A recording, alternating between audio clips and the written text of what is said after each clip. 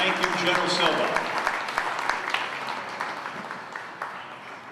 Now, ladies and gentlemen, as General Silva pointed out, there's DNA in all of us today that represents the freedom and the liberty and the things that we all stood for, we stand for today because our parents instilled that in us. We're blessed because we have a direct descendant of Jimmy Doolittle who knew him as a man, who raised children who got to go out with their great-granddad and tell stories. She wrote a magnificent book called Calculated Risk. And like the other speakers before her have said, this was a general, this was a leader, this was a man who is a very young man, did his homework, would never send his young boys into harm's way without having carefully thought out every detail. And the tremendous pressure on a leader to do that is something that Jonna will tell us about right now. Jonna Doolittle.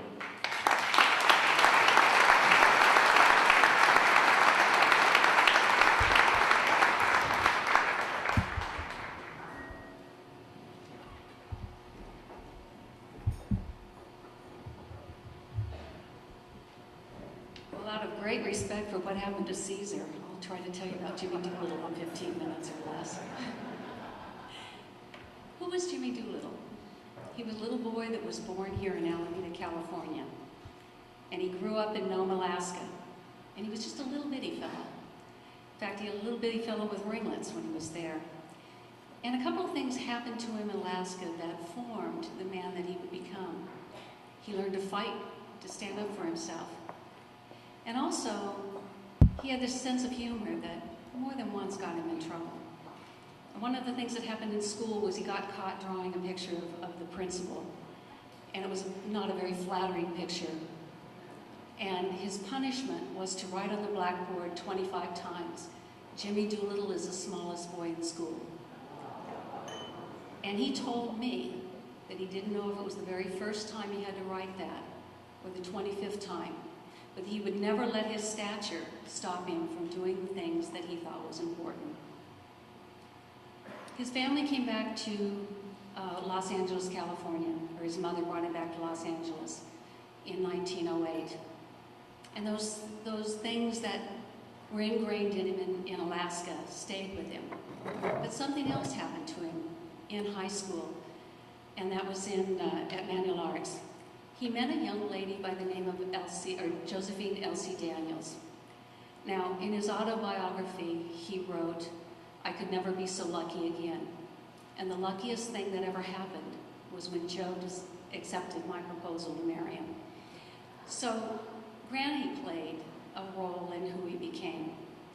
They graduated from high school in 1914, and Granddad headed right back up to Alaska where he was going to scoop up enough gold to come back and marry Joe. But there wasn't gold laying around on the beaches anymore. And he decided what he needed was an education. So he came back to California and he went into the junior college in Los Angeles. And then he transferred up to UC Berkeley. 1917 came along. He had just finished his junior year of college and he enlisted in World War II, or in World War I, in the Army Signal Corps. I see you smiling at me, Stacy. You better keep me straight. He enlisted in the Army Signal Corps. He did his training, ground school up here in Berkeley, and then went down to San Diego for his ground school, or his flight school.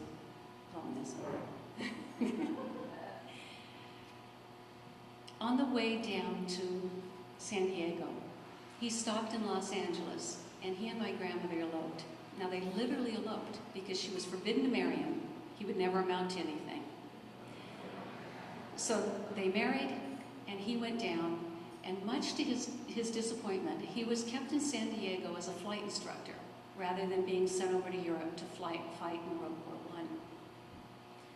Well, those years of flight instructing, I think, helped form the pilot that he became. He spent more hours in an airplane than anybody else, and he could fly under conditions that most people couldn't fly under. But that little honorary streak, that kind of stayed with him. Those gymnastics that he did in the gymnasium in Nome, Alaska, he would do on the wing of airplanes. In fact, he had a really, really tough job. You see, between the war years, the pilots that stayed in the Army Air Corps, they had to make flying look fun. So he had to do things like race airplanes and set records and barnstorm. Am I getting sympathy for him here? World War II came along, and Granddad was asked to lead the raid on Tokyo. We've talked a lot about that particular raid. And the one thing about Granddad, he was the kind of man who led by example. He didn't say, go do it. He said, let's go do it. He thought at first that the raid was a failure. You see, it was his first combat mission. Even though he'd been in the service since World War I, he'd never flown in a combat mission. It was the first combat mission for every single one of his boys. And when they took off from the Hornet, and their planes ended up in pieces all over China or confiscated in Russia, he felt that the raid had been a failure. But as we know, it really wasn't. When he was awarded the Medal of Honor, he felt that every single one of his men did everything that he had done. And when he accepted the Medal of Honor, he accepted it on behalf of every one of his raiders. So everybody in here knows that the medal belongs to the 3 raiders here just as much as it did to Granddad. He was asked to go on after the raid, and he led first the 12th Air Force in North Africa, and then the 15th Air Force in the Mediterranean. And then one day Eisenhower couldn't find him any place. And so they wanted to know where he was, and he was up in a Spitfire. And Eisenhower got on the walkie-talkie or the radio and said, you know, Jimmy, you can bus back to lieutenant and stay here and fly Spitfires, or you can land and command the 8th Air Force. Well, he landed. Go figure. What most people didn't know about Jimmy Doolittle, and what General Eisenhower didn't know, really, was the fact that Jimmy wasn't just a hotshot pilot. He was a very highly educated man. He had, thanks to the Air Force today, we still have the same program, he went through AFIT, and he was allowed to go to MIT. He was given 2 years to achieve a master's degree. In 1 year, he achieved a master's. In the second year, he earned a doctorate of science in aeronautical engineering, the very first doctorate of science ever issued. It was that knowledge and that thirst for education that allowed him to do the kinds of things that he did. It was the backbone of the raid. The raid wasn't a suicide mission. The raid was a well thought out, planned campaign that they knew could be successful. What changed it was the fact that they were spotted a little bit early. Another fact about my grandfather, he was very thankful to the Chinese people for what they did to save his boys. He was so thankful that he went back to General Arnold and helped facilitate the Chinese Air Force receiving their planes. You know, a lot's known about his professional life, but I'm going to take my remaining 5 minutes to tell you a little bit about Gramps. You see, when I was writing the book about him, I had all the books and newspapers and a lot of original things, his letters and letters that my grandmother had written. But I had hours and hours and hours of talking to my father about this man who was Gramps. And I asked my dad, I said, you know, Daddy, how difficult was it? Because when you grow up in the shadow of someone like that, it's a double-edged sword. You have a lot of advantages, but there's also big shoes to fill. And I said, what was it like being Doolittle's son? And he said, you know, my dad was busy a lot. He said, but when he was with me, he was there 100%. Now, as a granddaughter, I could talk to my grandfather about almost anything. And I can remember I was at UCLA and I had some monumental problem, something that I'm sure it was earth-shattering. I can't quite remember what it is right now, but it was earth-shattering at the time. And I told my granddad, I said, you know, Gramps, I need to talk to you for a minute. said, okay. He said, come on into the study. So we were in the house, so I went back down the hall into the study, and I sat down at the desk across from him, and I started to talk. He said, just a minute, Jonna. He took his hearing aid out, turned it off, set it on the table, and said, okay, shoot. It was that sense of humor that I'll never forget. The problem must have solved itself. When my daughters were little, they spent a lot of time with him, and they had an opportunity to get to know him pretty well. And when he passed away, I asked him, I said, what do you remember most about Gramps? He said that he played with us, that he made us laugh, that he was fun. Not a bad tribute from your great-grandchildren.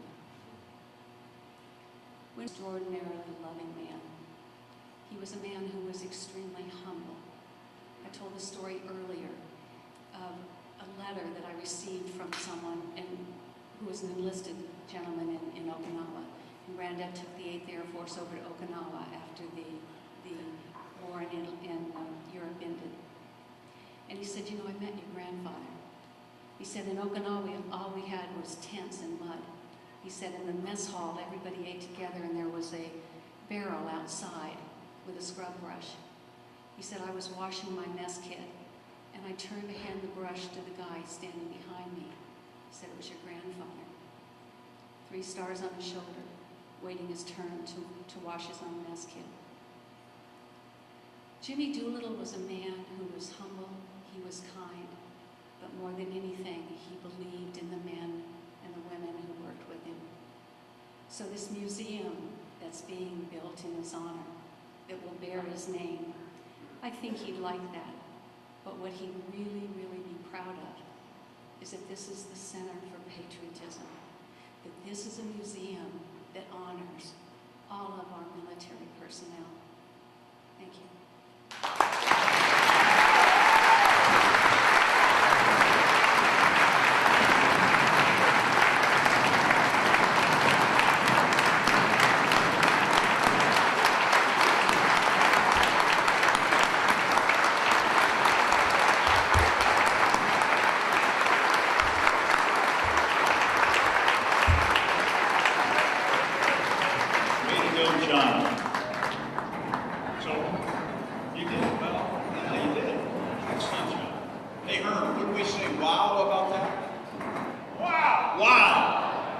Okay, ladies and gentlemen, hopefully you're feeling the spirit of history here tonight, because in just a minute you're going to get a chance to eat. We want to again thank everybody for coming. There's a couple things I want to point out. Are my airmen here? We have our airmen?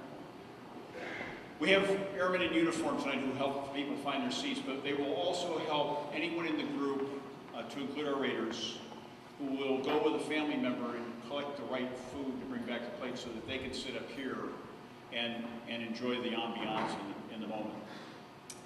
These are very proud men, and they will want to go back and get their own food, but I will tell you, they need the opportunity to say hello to all of you folks. The way the rules will work tonight is an airman will go up with a family member to help anyone who needs assistance. We will begin with the front row, and I'll be directing traffic from up here, so be patient with me. If you feel that I'm omitting somebody, it's probably because you're making too much noise at your table. We actually have 3 food lines. A line on each side makes 6. The carving tables are behind, followed by all the condiments.